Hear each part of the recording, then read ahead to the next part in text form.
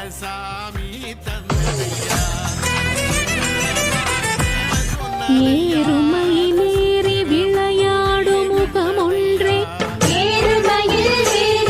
அதிலையும் அந்த தகப்பனாச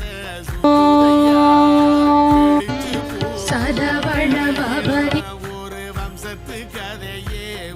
நேற்றைய வாழ்வு அலங்கோலம் சேர்ந்து சதுக்குனையே வில்லு பண்டியில் போகும் வாழும் வரையிலும் நீ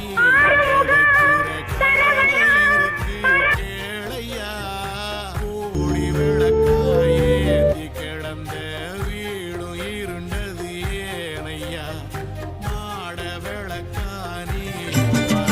மகிழம் தினம் தினம் என் மனதினிலே உனையே நினைத்தேன்.